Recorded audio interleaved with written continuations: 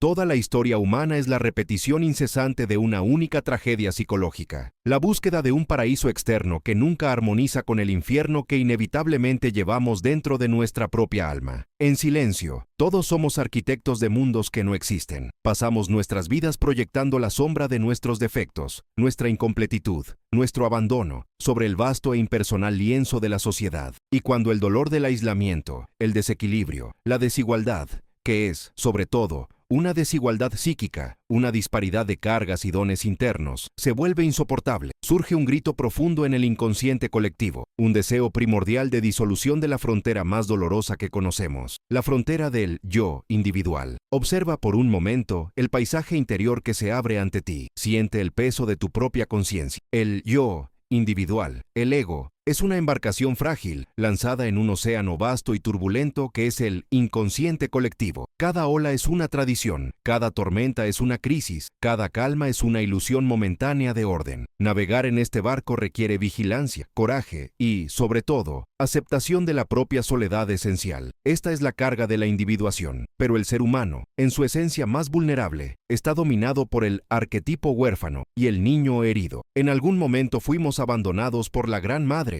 expulsados del jardín, obligados a existir en un mundo de escasez e incertidumbre. La memoria ancestral de esta caída, de esta fisura original, no es solo un mito teológico, es un patrón neuronal profundamente grabado que exige reparación inmediata. Es desde este lugar de abandono, este deseo urgente de regresar al útero protector de la seguridad absoluta, que emerge la primera y más poderosa de las lógicas sociales que buscan la uniformidad, la atracción magnética del colectivo, la promesa de que, si abandonamos nuestra individualidad, fuente primaria de nuestro sufrimiento y de nuestra responsabilidad, seremos acogidos, alimentados y cuidados por una estructura más grande, invencible y perfectamente justa. Esta es la psicología profunda del impulso sindical. No es, en su origen más puro, un sofisticado cálculo económico. Es un anhelo arquetípico. Es el anhelo por la Gran Madre proveedora. Un arquetipo proyectado sobre el Estado, la comunidad, el sistema, la madre que no falla, que reparte equitativamente el sustento, que elimina el miedo a la escasez y con ello el terror a la muerte y a la competencia. Pero, como enseña el estudio de la psique, cada vez que un arquetipo benigno se proyecta de forma absoluta sobre una estructura humana imperfecta, lo que se manifiesta no es la luz de la madre, sino su sombra,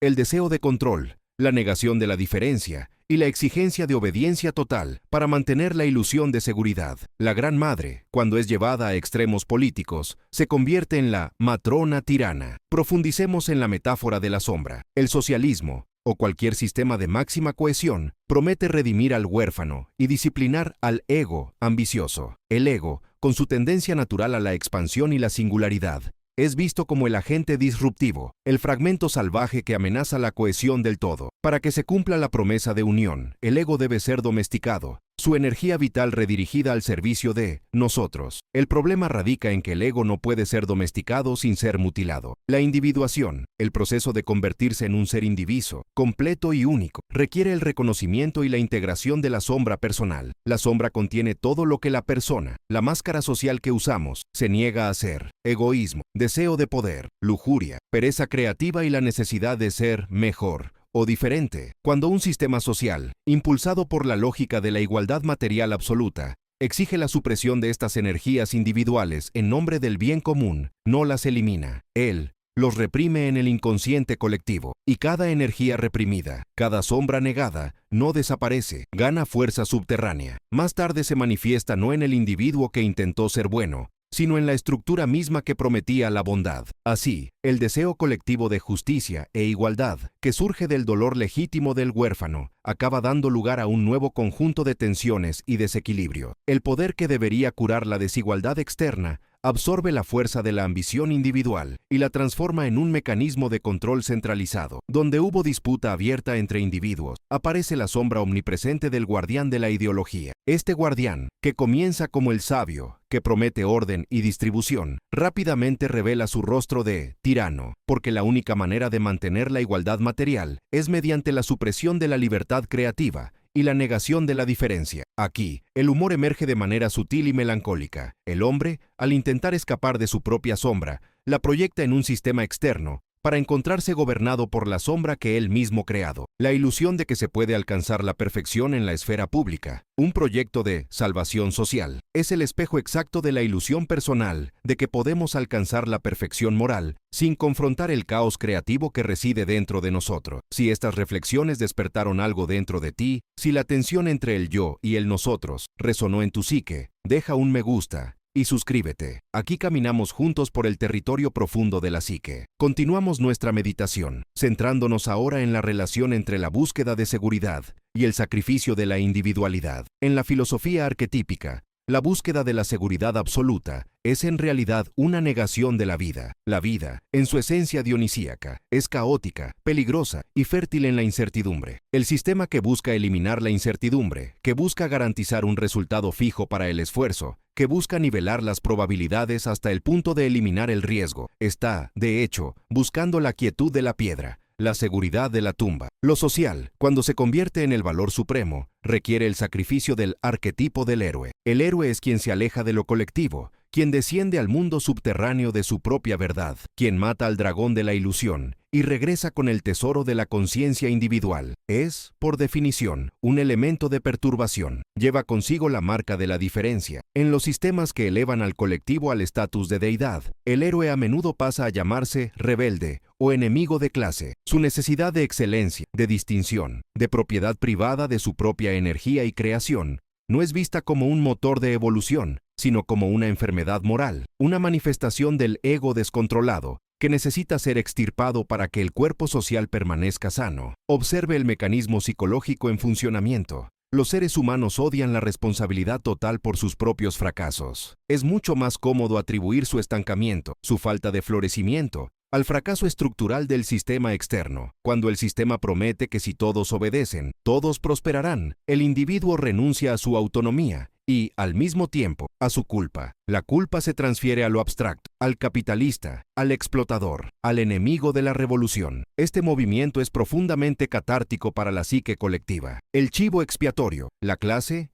la persona, la idea que encarna la desigualdad, se crea para que la sombra interior, la envidia, la pereza, y la incapacidad de afrontar la vida en sus duros términos puedan ser proyectadas y purgadas. Es un ritual de limpieza psíquica que, irónicamente, exige la muerte simbólica o literal de la individuación. La lógica del colectivo nos convence de que la fuente de la miseria humana está ahí fuera, en las estructuras de poder y acumulación. Y, por supuesto, estas estructuras crean un sufrimiento real. Pero lo que la psicología arquetípica nos revela es que la verdadera atracción por estas soluciones externas no es solo la búsqueda de justicia, sino el escape de la causa interna, de nuestra propia miseria, la incapacidad de soportar nuestra naturaleza imperfecta y nuestra aterradora libertad. El individuo libre es, por naturaleza, desigual, no en valor ontológico, sino en manifestación. Uno tiene el don de construir catedrales, otro de arar el campo, uno tiene pasión por el riesgo, otro la necesidad de estabilidad. Cuando el sistema exige uniformidad de resultado, igualdad material, en realidad está exigiendo uniformidad de espíritu, la supresión del yo, en su manifestación única. La sombra del colectivo es la masa uniforme, la negación de la pluralidad vital. Se manifiesta como un conformismo opresivo, la exigencia de que el individuo se disuelva en el consenso para garantizar la paz. Pero una paz comprada al precio del alma es la más costosa de todas las guerras. Donde hay negación del ego, aparece el arquetipo del salvador, el líder, el partido, la vanguardia, que promete llevar a cabo la individuación que el pueblo rechazó. El salvador se convierte en depositario de la energía individual reprimida, acumulando un poder desproporcionado. Se convierte en el héroe de todo, porque a nadie más se le permite serlo. ¿Y qué sucede cuando el poder individual se acumula absolutamente en un solo punto? La corrupción del yo y la inevitable manifestación del tirano. La búsqueda de una estructura social perfecta es, por tanto, el espejo de nuestra búsqueda de la perfección interior, sin el arduo trabajo de la autorreflexión y la integración de la sombra. El socialismo, en esta lectura arquetípica, no es principalmente una teoría económica, sino más bien un poderoso, complejo materno, proyectado en la política, un deseo desesperado de pertenencia y seguridad, incluso si eso significa sacrificar la propia esencia. Hay una fuerza dentro de ti que observa todo, y es con ella, el reflejo del yo,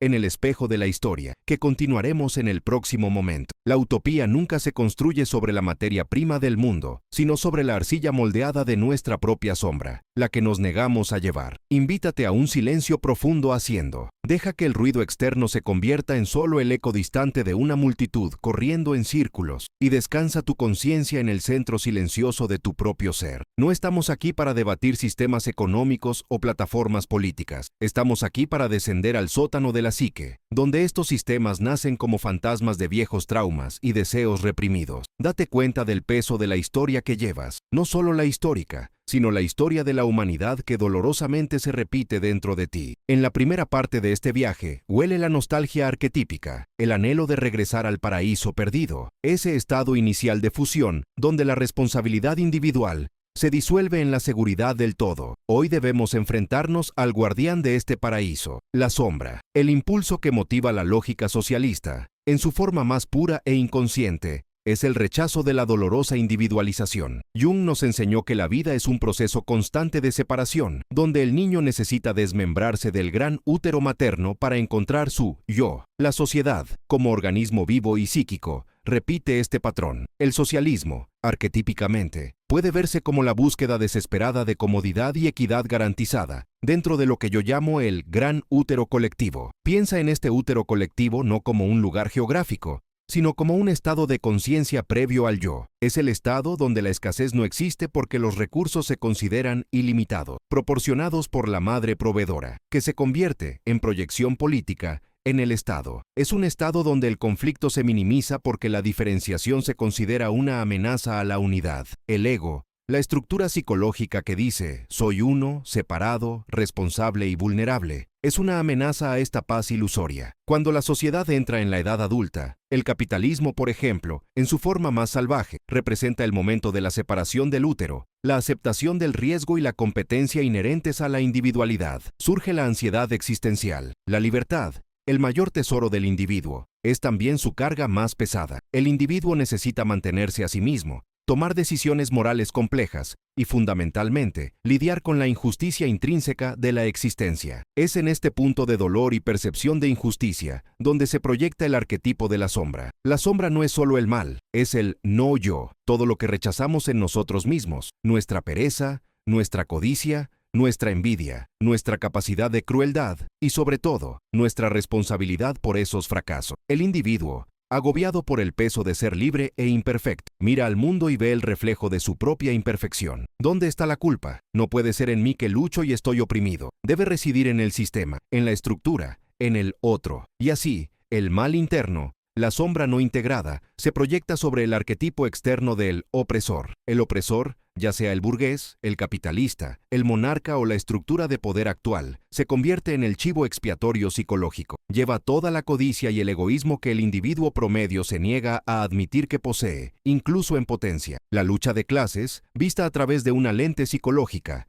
es la dramatización social de la represión de las sombras. El deseo de derrocar al opresor no es solo un deseo de justicia económica, sino un deseo ferviente e inconsciente de exorcizar nuestro propio tirano interior, aquel que exige cada vez más control, más y más recursos, más y más validación. Si estos reflejos han despertado algo dentro de ti, si tu psique se ha reconocido en esta danza de proyecciones, deja un me gusta y suscríbete. Aquí caminamos juntos por el territorio profundo de la psique, donde la verdad suele ser más dolorosa que la ideología. Continuando nuestro descenso, observamos que la búsqueda de la igualdad total, la equidad absoluta de los resultados, es, de hecho, una feroz resistencia a la jerarquía de la naturaleza y, por extensión, a la jerarquía de la psique. La naturaleza, en su sabiduría bruta, no es igualitaria, es jerárquico y caótico. Algunos árboles son más altos, algunos depredadores son más rápidos, algunos individuos nacen con más talentos, con más suerte o con más resiliencia. La psique colectiva, al rechazar esta desigualdad natural y existencial, busca un salvador que pueda obligar a la materia a doblegarse a su voluntad idealizada. Este salvador, a menudo encarnado por el líder carismático o la vanguardia iluminada, es una manifestación del arquetipo de puer aeternus, la eterna juventud,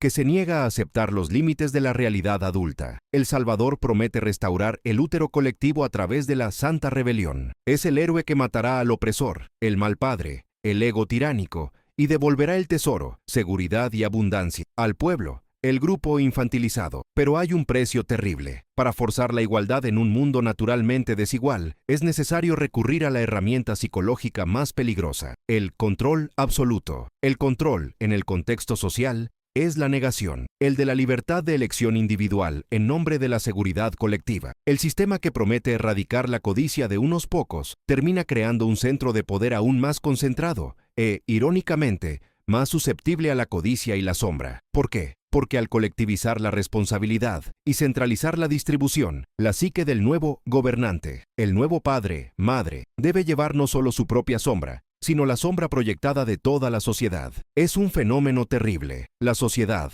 al proyectar su propia codicia y sed de poder hacia afuera, hacia el viejo sistema, exige que el nuevo sistema sea puro e incorruptible. Sin embargo, el poder concentrado, desprovisto de responsabilidad moral descentralizada, actúa como un imán para la sombra reprimida de todo. El nuevo líder, o la nueva estructura, sucumbe inevitablemente al arquetipo del tirano, no porque sea intrínsecamente más malvado que el opresor anterior, sino porque el peso de la sombra colectiva que se le impone lo obliga a actuar de manera totalitaria para mantener la ilusión de unidad y seguridad. Debe silenciar la diversidad, la individualidad, porque la diversidad es el recordatorio constante de que el útero colectivo ha sido roto y que la separación es el destino. Aquí está la tragedia psicológica, la lucha desesperada por un sistema de amor y equidad absolutos. El deseo del alma conduce invariablemente a un sistema de control y uniformidad. La tiranía del ego colectivo es la búsqueda de la inocencia lo que resulta en la culpa más profunda. La verdadera revolución no está en derribar los muros externos, sino en el acto solitario y terrible de enfrentar al guardián que hemos erigido dentro de nosotros.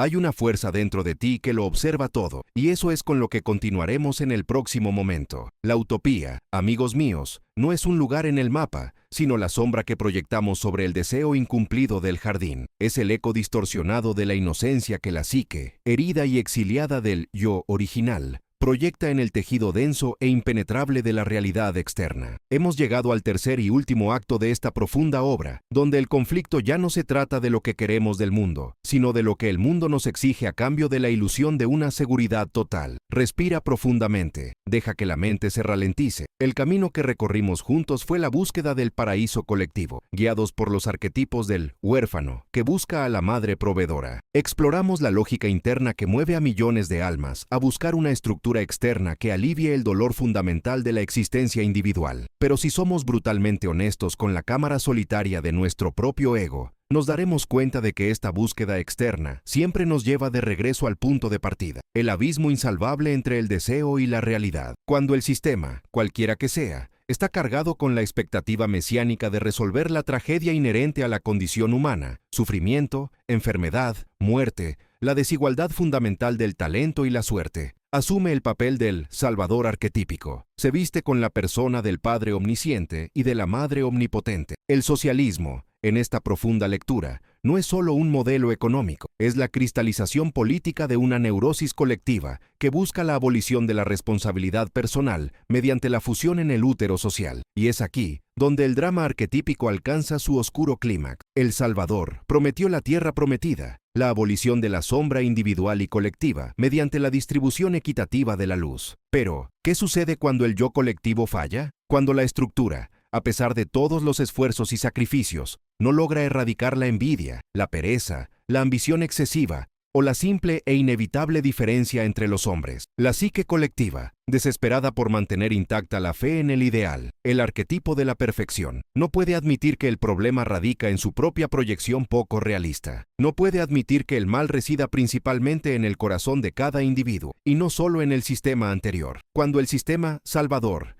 comienza a no cumplir su promesa de eliminar el sufrimiento, el colectivo entra en un estado de profundo pánico psicológico. Es necesario redirigir la energía que sostuvo la esperanza y que hace la psique humana ante el fracaso de su propio ideal. Ella busca purificación a través del sacrificio. Ella crea el chivo expiatorio. El chivo expiatorio, o scapegoat, es uno de los mecanismos psicológicos más antiguos y crueles del inconsciente colectivo. Él es el individuo, grupo, clase o idea que debe cargar con la culpa del fracaso sistémico permitiendo que la creencia en el ideal permanezca pura e intacta. Si la utopía prometida no se materializa, la culpa no puede ser de la estructura misma, el salvador. La culpa debe recaer en quien lo saboteó o lo contaminó. Esta es la lógica arquetípica detrás de todas las grandes purgas y cazas de brujas en regímenes que prometen la perfección. El enemigo del pueblo no es solo un adversario político. Él es la personificación de la sombra colectiva cada. Es el depósito en el que el sistema descarga toda la envidia, el resentimiento, la agresión y los impulsos destructivos que debieron integrarse individualmente,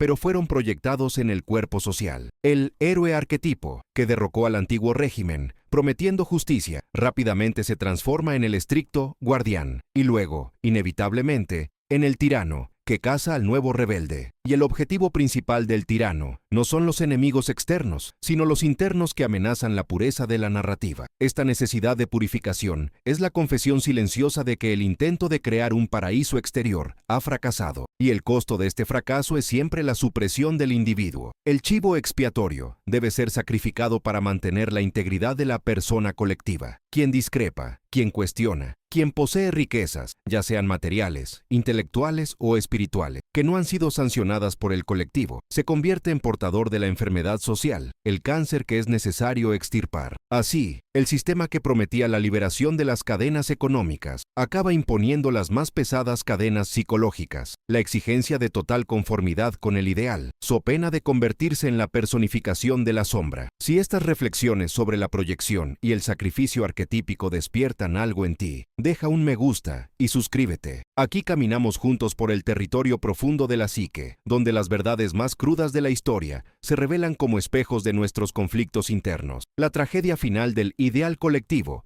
por tanto, no es la escasez material, aunque sea una consecuencia dolorosa. La verdadera tragedia es la escasez del alma. Es la negación del proceso de individuación, ese imperativo interno que nos llama a ser nosotros mismos, a diferenciarnos del rebaño, a cargar con nuestro propio peso de luces y sombras. El sistema que busca eliminar el conflicto externo, lucha de clases, competencia, termina eliminando la tensión necesaria para el crecimiento del alma. El socialismo, llevado a su conclusión lógica de control centralizado y abolición de la propiedad privada, que es, arquetípicamente, la extensión física del ego y la voluntad, exige que el individuo renuncie a su viaje heroico único en favor de una integración pasiva e indistinta en el todo. Es el triunfo de la persona colectiva sobre el yo individual, y el alma humana, amigos míos, no puede tolerar la indistinción por mucho tiempo. Hay una fuerza dentro de ti que observa todo, la chispa de tu yo. Y es con esto que continuaremos en el próximo momento, explorando la redención que solo se puede encontrar en regresar al individuo.